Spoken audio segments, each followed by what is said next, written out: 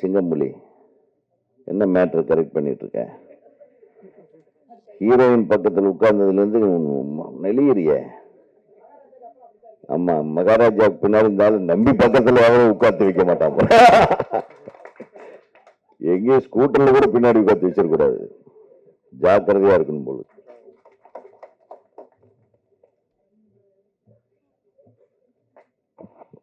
மேடைக்கு மேடை என்னை வச்சு செய்யறதுல அவ்வளவு சந்தோஷம் இல்லை. அதான் நல்லா தானே போயிட்டு இருக்கு. ஏன் அரசியல் இருக்கிற நடிகன்னு சொல்லிட்டு போ. இப்பதான் உங்க ஹீரோ சொன்னாரு, விட்டா டைரக்டர்கள்லாம் நடிப்பாங்க, ப்ரொடியூசர்கள் நடிப்பாங்க. அப்படி அவர் ஏற்கனவே டென்ஷன்ல இருக்கிறாரு. அடுத்த படம் நம்மளுக்கு கிடைக்குமா கிடைக்காது. அவர் அவ்வளவு மனசுக்குள்ள விரும்பி சொல்லிட்டு போயிருக்காரு. இல்ல ஒரு பயம்தான் அவனுக்கு. அடுத்த படத்துல முருகனே நடிச்சிருவாரோ, நம்மளை கூப்பிட மாட்டாரு. அந்த கவலைப்படாது, நீ நல்லா தான் நடிச்சிருக்க.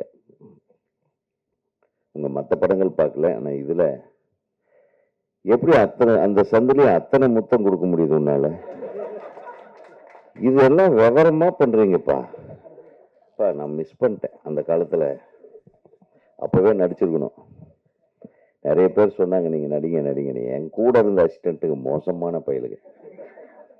சார் வேணாம் சார், அவன் வாய்ப்பு போயிடுன்றதுக்காக என் வாழ்க்கையே முடிச்சிட்டாரு, என் சந்தோஷத்தை எல்லாம் கெடுத்துட்டாரு. பாரு, இவனு ஒருத்தன் தான். ஏன்னா சிங்கம்புலி கரெக்ட் தானே? அதுல தப்பிச்சு வந்தது பாக்கியராஜ், பார்த்திபன், பாண்டியராஜ். அவங்க இயக்குனராகவும் என்ஜாய் பண்ணிட்டாங்க, நடிகராகவும் என்ஜாய் பண்ணிட்டாங்க இல்லையா? நம்ம கூப்பிட்டா இப்ப அப்பா வேஷத்துக்கு கூப்பிடுறாங்க. டேய், நான் இன்னும் கொஞ்சம் யங்குடா. எம்ஜிஆர் 42 வயசுல தான் ஹீரோ ஆனாரு. பெரிய பெரிய ஹீரோக்கள் எல்லாம் என்னை விட வயசானவங்களா இருக்கிறாங்க. என்ன ஏன்டா ஹீரோ ஆக்க மாட்டேன்றீங்கன்னு நேற்று ஒருத்தர் கதை சொல்ல வந்தாரு. அவன் டென்ஷன் ஆயிட்டான். சார் நீங்க நடிப்பீங்களா மாட்டீங்களா அப்படின்னு. இல்லை, எனக்கு இப்போ ஹீரோவா நடிக்கலான்னு ஒரு ஆசை வந்திருக்கேன். நல்லா ஃபைட் பண்ணுவேன், நல்லா டூயட் பண்ணுவேன். இவர் பண்ணார் அந்த வேலையெல்லாம், எல்லாத்த விட நல்லா பண்ணலாம். வாய்ப்புகள் தான் கிடைக்க மாட்டேங்குது. தயாரிப்பாளரே கொஞ்சம் பார்த்துங்க எங்களெல்லாம். நானும் பேரரசு வேணா எங்கள் படத்தில் வில்லனை போட்டுக்கலாம். அவன் நீ இருக்கி இல்லப்பா, எப்படி புகழ்ந்து எங்கள் படத்தை நீ ப்ரமோட் பண்ணுவ எங்களுக்கு தெரியாதா? ஆக ஒரு மிகச்சிறந்த ஒரு படம். ரொம்ப நாள் கழிச்சு ஒரு ப்ளசண்டான 2 சாங்கு 3 சாங்கும் பார்த்தேன். அதில் ஒரு சாங்கு மிரட்டிடுச்சு. முதல் சாங்கே நம்மளை அப்படியே அப்பா இன்னும் நம்ம தமிழ் சினிமாவில் உயிர் இருக்கு, அது இருக்கு அப்படின்ற ஒரு இது வந்துருச்சு. அது இதுன்னு பேசினா நீங்க உங்க இஷ்டத்துக்கு ஃபில்அப் பண்ணிக்கங்க. சூப்பரா இருந்துச்சு. ஸோ முருகன் சாதாரணமான ஆள் இல்லை. யாரு டைரக்டர் திருவண்ணாமலைய கிரிவலம் வந்து என்னென்ன திங்க் பண்ணிக்கிறான்னு தெரியுது. கிரிவலத்தை விட அதிகமா இவரை சுத்தி வளம் வந்த ஆள் இவர் தான். 2 பேரும் சொல்லிட்டாங்க மாத்தி மாத்தி. கிரிவலம்னு டைட்டில் வச்சிருக்கலாம், பார்க்குன்னு டைட்டில் வச்சிருக்க. நிச்சயமா இந்த பார்க்கு நிச்சயமா நல்ல நறுமணம் கமலும், நல்ல பூக்கள் மலரும், வெற்றி மலர்களை மலர் வைக்கும் ஒரு பார்க்காக இருக்கும் என்ற ஒரு நம்பிக்கை எனக்கு இருக்கு. ஏன்னா இதில் எல்லாருமே சிறப்பாக இருந்தது. ஒரு படத்தில் இந்த செகண்ட் ஹீரோயின் இந்த கன்னட குயில் தமிழில் இசைத்தால் எப்படி இருக்குன்ற மாதிரி. எங்க பாப்பா நீ ಹೆಸರೇನು? ನೀಮಾ ಲೀಮಾ ರೇ. ಸೂಪರ್. ಅಂದ್ರೆ ಏನು ಅರ್ಥ? ನನಗೆ ಅರ್ಥ ಆಗಲಿಲ್ಲ, ಗೊತ್ತಾಗಲಿಲ್ಲ. ಅಂದ್ರೆ ಏನು ಮೀನಿಂಗ್?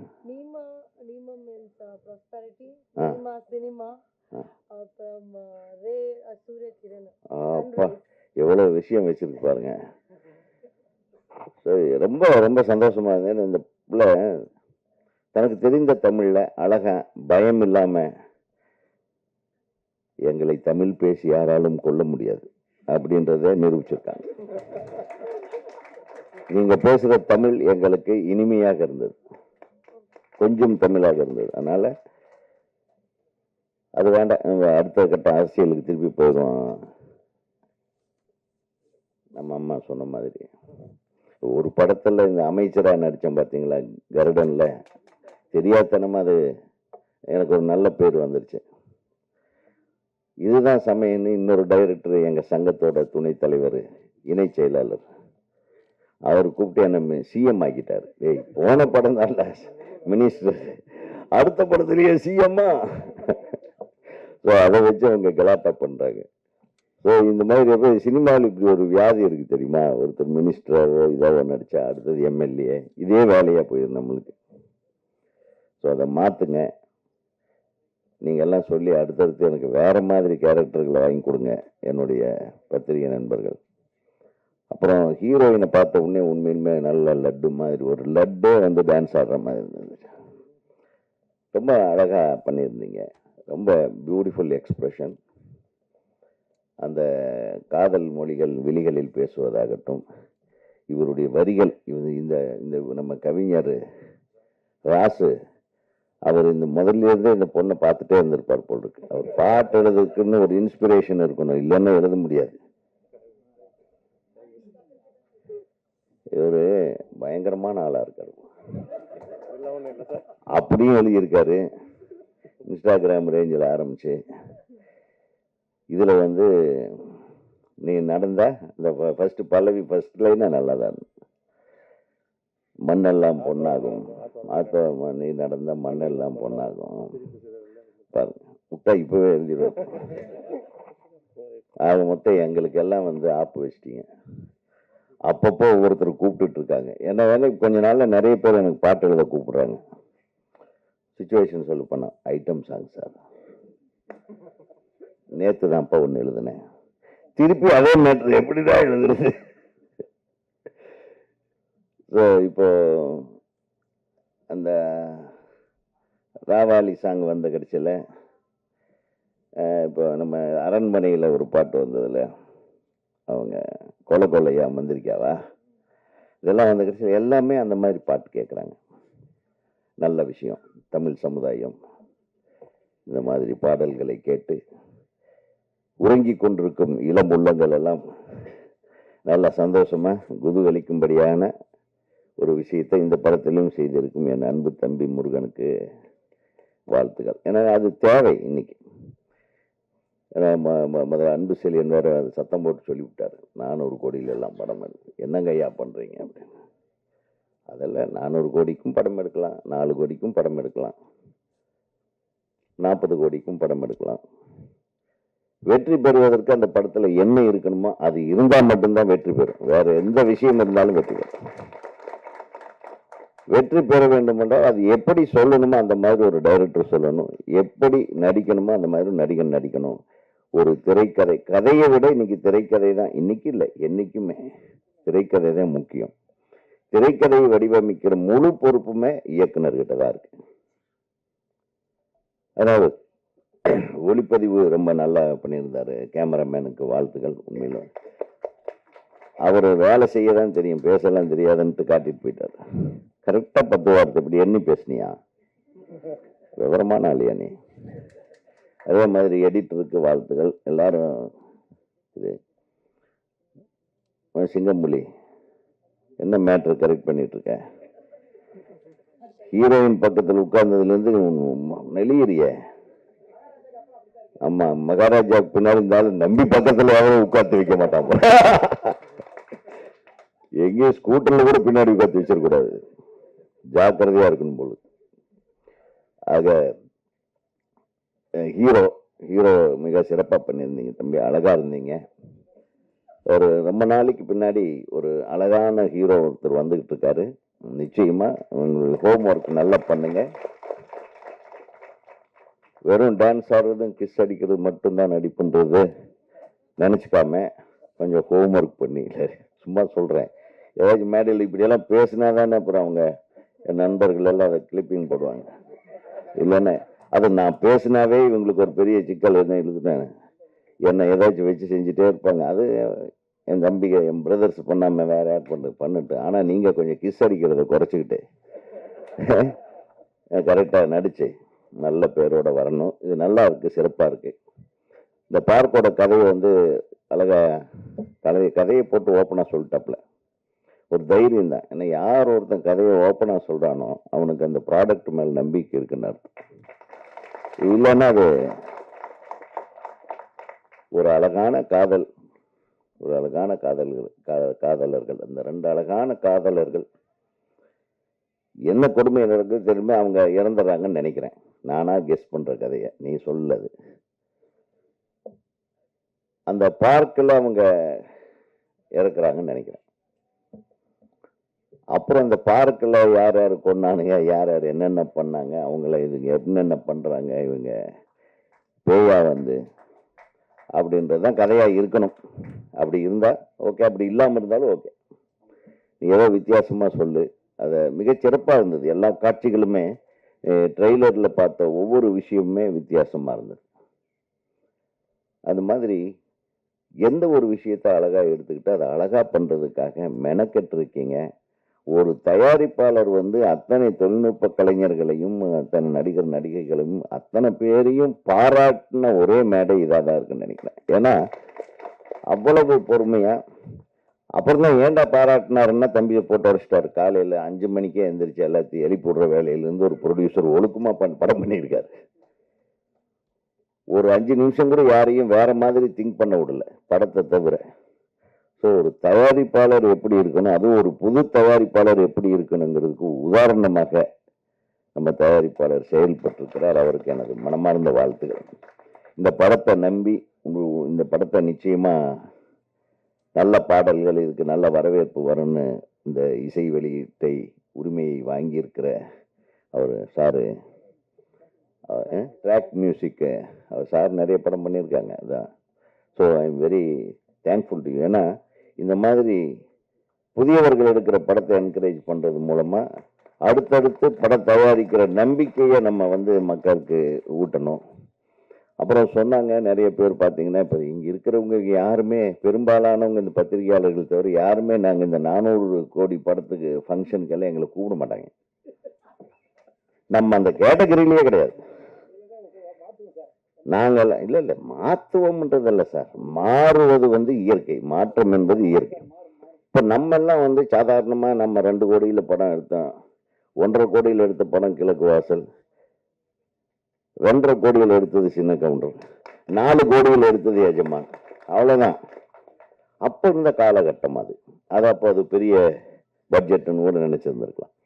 பட் அதையெல்லாம் குறை சொல்ல முடியாது. பட் பொதுவாகவே நாங்கள் என்னன்னா, இந்த மேடையை பொறுத்தவரையிலும், இந்த இடத்த பொறுத்தவரையிலும் எளிமையாக ரொம்ப கஷ்டப்பட்டு ஒரு இந்த திரைத்துறையில் ஏதாச்சும் சாதிக்கணும்னு வழி தெரியாமையோ வழி தெரிஞ்சோ வந்த கடைசியில் கொஞ்சம் மாட்டிக்கிட்டோ வந்த கடைசியில் சுகமாகவும் இது பிரசவம் இருக்கு பாருங்க, ஒரு படத்தை ரிலீஸ் பண்ணுறது, அது சுகப்பிரசவமாகவும் இருக்கும், சிசேரியனாகவும் இருக்கு, அப்புறம் பேபி சர்வைவ்டு, மதர் டெட்டு அப்படியும் இருக்கும், சிலது மதர் டெட்டு இல்லை பேபி சர்வைவ்டு இருக்கும். இந்த மாதிரி நிறைய விஷயங்கள் இந்த ஒரு ரிலீஸ்ன்றதுல அவ்வளவு கொடுமைகள் இருக்கு. அந்த கொடுமைகள் எல்லாம் தாண்டி ஒரு படம் வெளியாகுதுன்னா அது பெரிய படங்களுக்கு இன்னைக்கு ஈஸி ஆயிடுது, சின்ன படங்களுக்கு கேள்விக்குறியா இருக்கு. அதனாலதான் நான் திருப்ப சொல்றேன், எங்களை போன்றவர்களை சின்ன பட தயாரிப்பாளர்கள், புதிதாக படம் தன்னும் இயக்குநர்கள் எல்லாம் எங்களை கூப்பிடும்போது ஒரு 3-4 மணி நேரம் 3 மணி நேரமாவது அந்த சேர்ல உட்கார்றது கஷ்டம்தான். ஆனா எங்க பத்திரிகையாளர்களை கம்பேர் பண்ணா நம்ம பெட்டர். அவங்க காலையில ஒரு 3 மணி நேரம், மத்தியானம் ஒரு 3 மணி நேரம், சாயந்தரம் ஒரு 3 மணி நேரம் உட்கார்றாங்க பாருங்க. அதை விட நம்மளுக்கு என்ன வேலை? என்ன என் பிரதர்ஸ் வந்து சஃபர் ஆகுறாங்க. பட் ஒரு படம் எடுக்கிறது இந்த 30 நாளோ 40 நாளோ பணம் போட்டு படம் பண்ணியிருக்கீங்க இல்லையா, உங்களை வாழ்த்துவதை தவிர எங்களுக்கு வேறு சந்தோஷம் வேறு எதுவும் இருக்க முடியாது என்பதை இங்கே நான் தெரிவித்துக் கொள்கிறேன். ஏன்னா உண்மையா சினிமா எடுக்க வரும்போதோ, சினிமாவில் ஒரு டைரக்டராக நம்ம வரணும்னு ஆசைப்பட்டு வரும்போதோ, அந்த உத்வேகத்துக்கு நம்ம போராடுற போராட்டம் இருக்கு பாருங்க. சொன்னார் அவரு, ஏதோ கடையில் வேலை செஞ்சார், ஏதோ சொல்லிட்டு இருந்தார். இயக்குனராக அவர் டிரைவராக இருந்தார், லாரன்ஸுக்கு டிரைவர். அவராவது டிரைவராக இருந்தார், நம்ம அதை விட கேவலமாக தங்கிருக்க ரூம் இல்லாமல் டெய்லி ஒவ்வொரு ஃப்ரெண்டு ரூமில் போயெல்லாம் தங்க வேண்டிய சூழ்நிலையில் இருந்து வந்த இயக்குனர்கள் தான் நாங்கள்லாம். அதனால் கஷ்டப்படுறதுன்றது இது ஒரு அடித்தளம் மாதிரி, நம்ம போடுற ஸ்டெப்பு அதுதான் ஸ்ட்ரென்த்து. அந்த கஷ்டத்திலிருந்து வந்ததுனால தான் நம்ம வெற்றிகளை கொடுக்க முடிந்தது. ஆனால் இந்த கஷ்டத்தை நம்ம வெற்றிப்படிகளாகத்தான் மாற்றிக்கொள்ள வேண்டும். அதனால முருகனுக்கு நிச்சயமா தோல்வி கிடையாது. ஒரு மிகச்சிறந்த ஒரு தயாரிப்பாளர் ஒன்று கிடைச்சதே ஒரு பெரிய பலம். அதை விட பலம் இந்த படத்துல அழகான நடிகர்கள். எனக்கு கேட்டேன், நான் பார்த்தேன் எல்லாருமே ஹீரோயின் மாதிரி இருந்தேன். அப்புறம் அவர் கேட்டேன், இவங்க யாரா? ஹீரோவுக்கா? எனக்கு அம்மாவா நடிக்கிறாங்க, உங்களுக்கா ஹீரோயினுக்கா? இவங்க அம்மா கூட அழகா இருக்காங்க.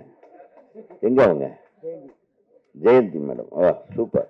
நானும் அவங்க முன்னாள் ஹீரோயினோ அப்படின்னு நினைச்சேன். வாழ்த்துக்கள். அப்புறம் அவங்க ஆமா ரஞ்சனா நாச்சர். ஐயோ, எல்லாம் உங்க பேர் பாப்புலரா இருக்கு. அதான் அவர் சொல்லிட்டாரு, செல்போன் எடுத்து ஓபன் பண்ணா உங்களுக்கு வந்துட்டே இருக்கு.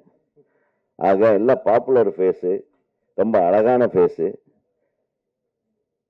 இத்தனை பேர் நாங்கள் திரைப்பட இயக்குநர்கள் சங்கத்தின் சார்பாக நம்ம வந்திருக்கோம். எங்களுடைய இசி மெம்பர்ஸு ஆர்கே கண்ணன் இந்த படத்தில் பணிபுரிந்திருக்கிறாருன்னு நினைக்கிறேன்.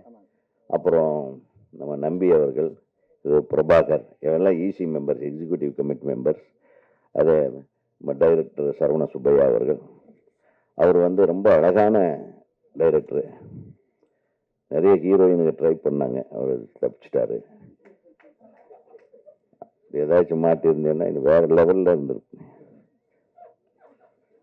சிட்டிசன், நம்பர் 1 சிட்டிசனாக இருந்தது.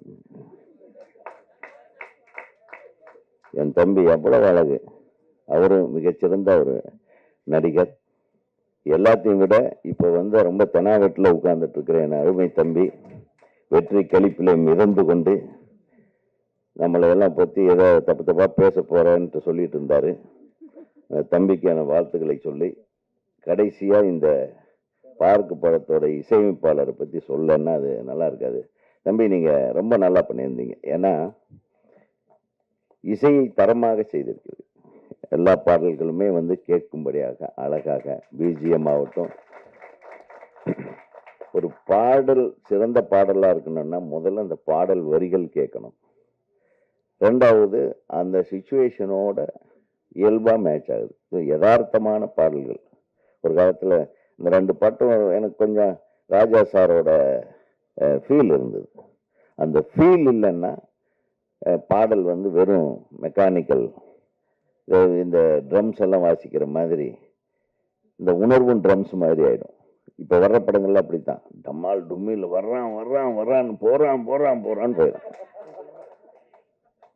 என்ன, அதனாலதான் இன்னைக்கு நம்ம ஏதாச்சும் திடீர்னு பக்கத்துல ஒரு 4 மூணை மரவாத நின்னடா நம்ம பாட்டு வருதுன்னு பார்த்தா அவன் செல்போன்ல வந்துட்டு இருக்கு. நம்மளை சுத்தி இந்த தொல்லைகள், நம்ம எழுதின பாட்டே வந்துட்டு இருக்கும் பாருங்க, எவ்வளவு சந்தோஷமா இருக்கு தெரியுமா?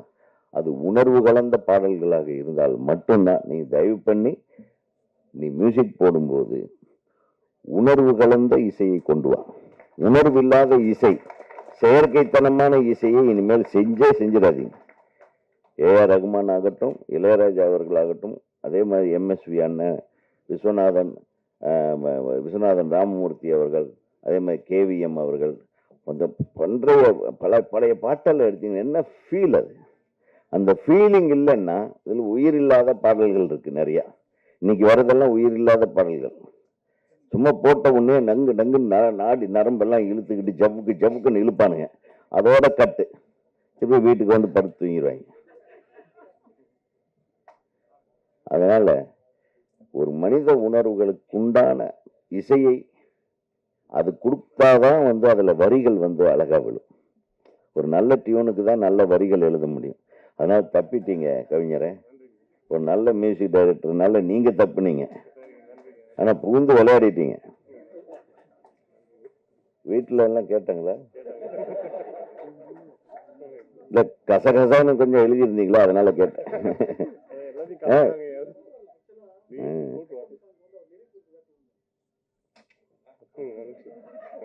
முதல்ல அவர் தான் ஐட்டத்தை ரெடி பண்ணாரா? இவர் பண்ண ஐட்டத்துக்கு அவர் வெயிட் கொடுத்திருக்காரு பாருங்க. அப்புறம் அந்த ஐட்டத்தை யாரு செலக்ட் பண்ணாங்க? அது டைரக்டரா, ப்ரொடியூசர்? காலங்காத்தால் 5 மணில இருந்து இதுதான் வேலையா உங்களுக்கு? அவன் மிக சிறப்பா ஒத்துமையா எல்லா விஷயத்திலையும் ஒன்னும் சேர்ந்து எல்லாம் வேலை செஞ்சிருக்கீங்கன்னு தெரியுது. தமிழ்நாடு திரைப்பட இயக்குநர்கள் சங்கத்தின் சார்பாக உங்களுக்கும் இயக்குனருக்கும் அனைத்து தொழில்நுட்ப கலைஞர்களுக்கும் அனைத்து உதவி இயக்குநர்களுக்கும் அனைத்து நடிகர் நடிகைகளுக்கும் தமிழ்நாடு திரைப்பட இயக்குனர் சங்கத்தின் சார்பாக எனது மனமார்ந்த வாழ்த்துக்களை தெரிவித்து விடைபெறுகிறேன். நன்றி.